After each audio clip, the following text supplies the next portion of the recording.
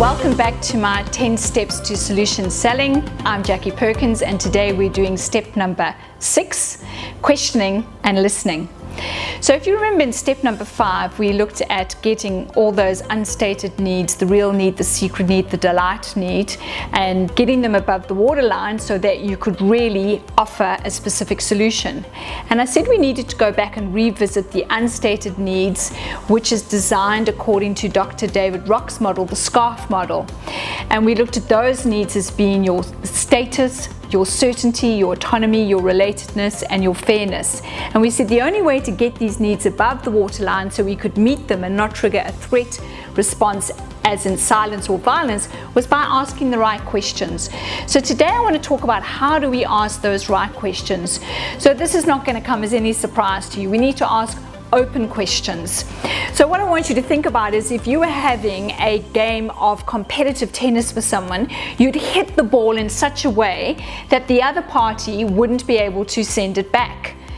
Now, I want you to think if you were going to go and have a game of bat and ball on the beach, that you'd hit the ball in such a way that the other party could return it. Now, which visual do you want in your head when you actually go into this conversation? You're right, the game of bat and ball on the beach.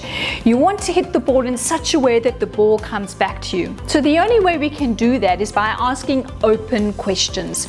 So remember, open questions begin with the 5 W's and an H, the where, what, who, how, when, and why. But I find that people really struggle with these. So I want to give you a little tip here. I want you to use the acronym TED, T-E-D. Tell, explain, describe. So instead of asking the what, why, when, who, you can go, tell me a little bit more about that. Oh, explain that to me. Or describe that situation. And it's so much easier to have a natural conversation.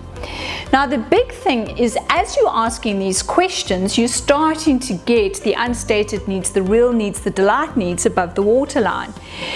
But to keep that person engaged and interested, you need to prove that you're really listening, that you're taking this on board, that you've really understood what they said. So it's not enough to go, yep, I hear you, I've got it. We really need to go a little bit deeper than that, which is what I call deep listening. So I want to introduce you to a little listening technique. It's a 3-step listening technique. The first step is to go, so what I'm hearing, or so what I think you're telling me. So that's your first step. Your second step is a summary of what you've heard, an interpretation of what you've heard. And the third step is probably the most important step. The third step is to say, so have I got that correct? Is there anything I've left out? Is there anything I've misunderstood? Is there anything else I need to know? Which often then elicits a whole lot more information. And you could do this cycle several times, so you keep digging deeper and deeper under the waterline. Now, there's another reason you want to do this, not only to prove that you've heard and understood what they've said, but you actually want to take this information, and because the next step, you're actually now going to start selling your solution. And you want to link that solution that you're going to sell directly into the needs that you've uncovered and paraphrased. So they go, wow, this solution is meant for me. It meets all my needs. So let me give you an example. Let's, for instance, say you're trying to sell a retirement unit to an elderly lady or to the daughter of an elderly lady, and you've just asked all these questions.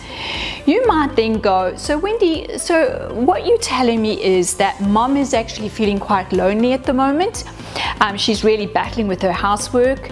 She's really battling to make her own meals. And you also mentioned that it's really difficult on your family because you're having to spend a lot of time taking care of mom, and that's really taking a toll on you and your family. Is that correct? Have I left anything else? Is there anything else I need to know or understand? And if Wendy at that point says, no, wow, I think you've really captured that amazingly well, I can then lead into the next step, which is I've got the perfect solution for you. So it's not selling them something, you're offering them a solution to all the needs that you've just uncovered. So that leads us into step 7, which is specific solution selling. No pitch fests, no more USP verbal diarrhea. I've actually got this perfect perfect solution for you based on what you've just told me. So if this has whet your appetite, please look out for step 7, specific solution selling. No more pitch fests. And until next time, be bold, be curious.